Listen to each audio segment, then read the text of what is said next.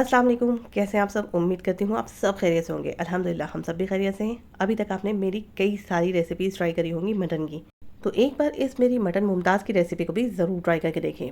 बनाने में बहुत ज़्यादा ही आसान है, लेकिन खाने में बेइंतहा लजीज़ है। बिल्कुल टेस्ट इसका डिफरेंट है, बनाने में इतनी आसान है कि आपको भी बना के बहुत मज़ा आने वाला है। तो इसी बात पे एक दफ़ा मेरी इस रेसिपी को ज़रूर ट्राई करके देखें और ट्राई करने के बाद मुझे अपना फीडबैक भी ज़रूर दें। रेसिपी पसंद आ जाए तो वीडियो को लाइक कर दें, चैनल को भी सब्सक्राइब कर लें। तो चलिए ज़्यादा बातें ना करते हुए फटाफट से अपनी रेसिपी को हम स्टार्ट करते हैं बनाना। अब यहाँ पर मैंने एक पैन के अंदर पानी रखा है बॉईल करने के लिए। उसके अंदर 3 मीडियम साइज़ की प्याज को मैंने उबलने के लिए रख दिया है। साथ में 15 से 20 मैंने काजू इसके अंदर बॉईल करने के लिए रख दिए हैं। इन सारी चीज़ों को हमें बॉईल करना है। साथ में हम टेस्ट के लिए हरी मिर्चें इसके अंदर ऐड करेंगे। आप कितना तीखा खाते हैं उसी के अकॉर्डिंग आप यहाँ पर हरी मिर्चें ऐड करेंगे। मीन्स कि अगर आप ज़्यादा तीखा खाना पसंद करते हैं तो मेरी तरह आप 7 से 8 हरी मिर्चों को ऐड कर लीजिएगा, और कम तीखा खाना पसंद करते हैं तो आप हरी मिर्चों की क्वांटिटी को कम कर लीजिएगा।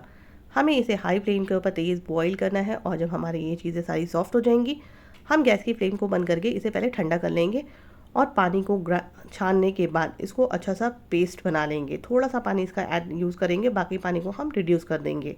बस इसको पीसने के टाइम पे इसी बात का ख्याल रखना है कि ये कम्प्लीटली ठंडा हो जाए, उसके बाद ही हमें इसको पीस करके इसका पेस्ट बनाना है। चलिए, तो जब तक ये हमारा बॉईल हो रहा है उसके बाद ये ठंडा होगा और हम इसका पेस्ट बना के अलग रखते हैं। तब तक हम कर ले रहे हैं दूसरे अपने काम। अब हम एक लेंगे कुकर के अंदर ऐड करेंगे मस्टर्ड ऑयल। यहाँ पर मैंने तकरीबन 3 से 4 बड़े चम्मच मस्टर्ड ऑयल के ऐड करे हैं, और उसे हम पहले अच्छी तरीके से गर्म कर लेंगे। जब तेल हमारा अच्छी तरीके से गर्म हो जाएगा, कुछ खड़े गरम मसाले ऐड करेंगे, जिसमें हम ऐड करेंगे 1 चम्मच ज़ीरा, 2 बड़ी इलायची, 2 से 3 छोटी इलायची, और 1 टुकड़ा हमने ऐड करा है इसके अंदर दालचीनी का। और जब ये सारी चीज़ें क्रैकल हो जाएंगी, हम इसके अंदर ऐड कर देंगे मटन। गरम मसालों के साथ हमें इसे को फ्राई करना है, ताकि गोश्त की जितनी भी बेसान है ना, वो सारी की सारी रिड्यूस हो जाए। अगर हम गोश्त को अच्छी तरीके से परफेक्टली धोते हैं और धोने के बाद स्ट्रेनर के ऊपर रखते हैं ना, तब भी हमारी थोड़ी बेसान निकल जाती है, और थोड़ी बेसान को हमें अच्छी तरीके से गोश्त को जब स्टार्टिंग में फ्राई करते हैं तब भी रिड्यूस हो जाती है।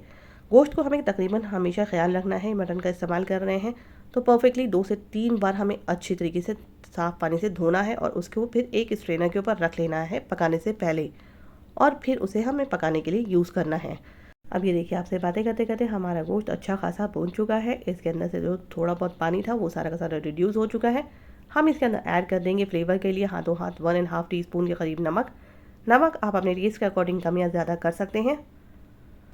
नमक को ऐड करने के बाद भी हम इसे तकरीबन 1 से 1.5 मिनट के लिए फिर से अच्छी तरीके से भून लेंगे, और इसे परफेक्टली भूनना बहुत इंपॉर्टेंट है, ताकि इसका जितना भी, मैं बार बार बोल रही हूँ ना, अगर आपने स्टार्टिंग में बेसान निकाल दी, आपकी रेसिपी ज़बरदस्त बनेगी। थोड़ी बहुत स्टार्टिंग में आपको मेहनत लगेगी, लेकिन बाद में आपको बिल्कुल भी मेहनत नहीं लगेगी इसको बनाने के लिए।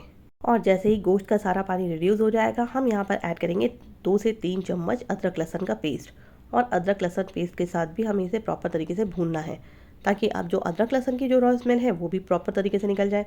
और अदरक लहसुन की रॉ स्मेल निकालने के लिए बहुत ज़्यादा मेहनत नहीं करनी पड़ती। तकरीबन 3 से 4 मिनट आप इसको भूनेंगे ना, परफेक्टली आपकी सारी रॉ स्मेल निकल जाएगी। जब तक हमारे अच्छी तरीके से गोश्त भून रहा है अदरक लहसुन की पेस्ट के साथ, हम यहाँ पर बीट कर लेंगे दही को। दही हमारी प्रॉपर तरीके से फ्रेश होनी चाहिए, और 1 कटोरी हमने यहाँ पर दही का लिया है। दही में बिल्कुल भी खटास नहीं होनी चाहिए, और इसे अच्छी तरीके से विस्क करने के बाद ही हम इसे अंदर ऐड करेंगे, ताकि हमारी दही के अंदर बिल्कुल भी लम्स ना रहें। क्योंकि दही अगर हम फेटी हुई यूज़ करते हैं ना, तो ज़बरदस्त आपकी ग्रेवी का टेक्सचर नज़र आता है, वरना आपकी जो दही होगी ना वो फटने लगती है, वो दानेदार आपका टेक्सचर आने लगता है। तो इन छोटी छोटी बातों का ख्याल रखें। दही को अगर फेंट के डालेंगे तो बिल्कुल स्मूथ सी ग्रेवी तैयार होती है।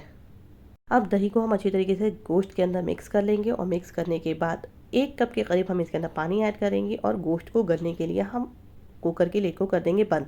हाई फ्लेम के ऊपर 3 से 4 सीटी लगाएंगे, और हम इसके बाद गैस की फ्लेम को 15 मिनट के लिए सिम कर देंगे। कुकर की लिड को तब तक ओपन नहीं करेंगे जब तक इसकी गैस ऑटोमेटिकली रिलीज़ ना हो जाए।